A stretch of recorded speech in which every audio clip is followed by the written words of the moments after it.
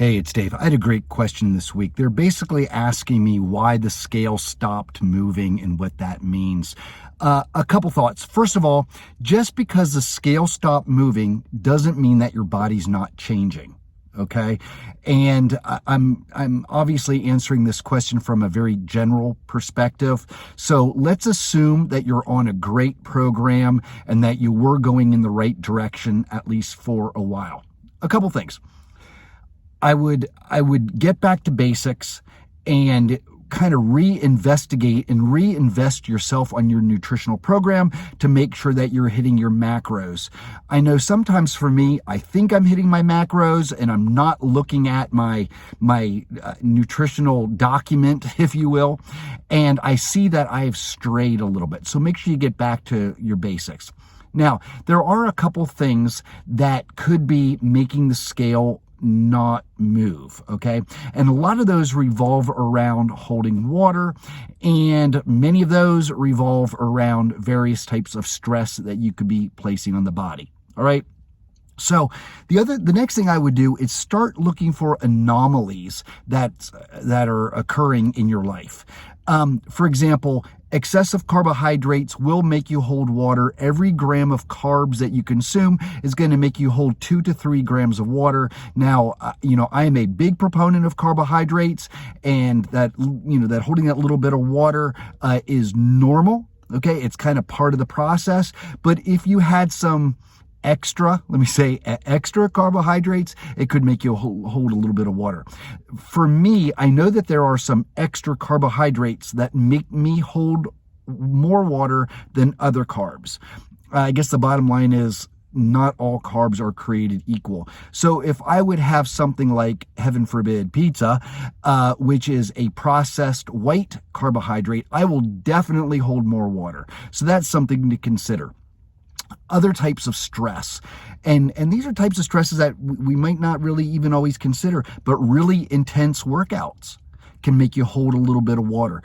And when I talk about holding water, I mean, so you could lose a little bit of fat, but if you're holding a little bit of water, those numbers are going to offset one another on the scale. So it's going to look like the scale's not moving.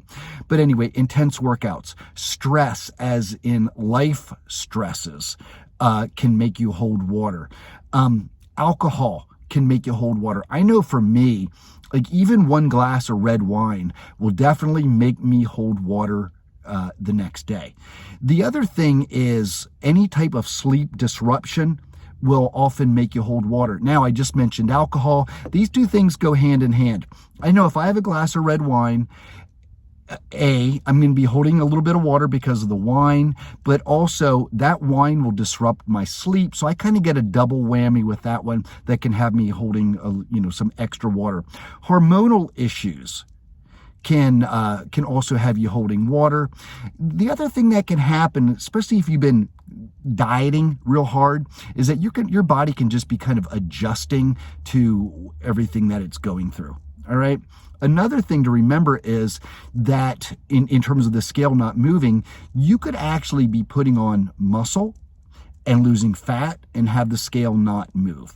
So let's say you lose 2 pounds of fat, but add 2 pounds of muscle. Theoretically, the scale's not going to move, but you look very, very, very different. Now, me at age 58, adding muscle that quickly probably is not going to happen.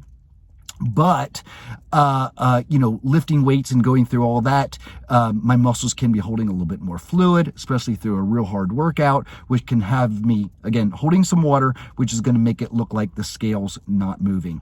Now, as I mentioned last week, Melissa and I were just in Pittsburgh. We took a long weekend and we had a wonderful time, but I'll tell you, eating out at restaurants makes me hold water, and I think Melissa would tell you the same thing. I can have the exact same food at home or at a restaurant, and I'll tell you, the restaurant food will make me hold water, and it will make it look like that scale is not moving.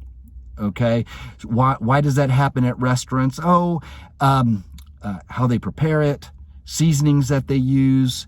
Are they cooking it in a different oil? Are there extra calories in there that you're not aware of?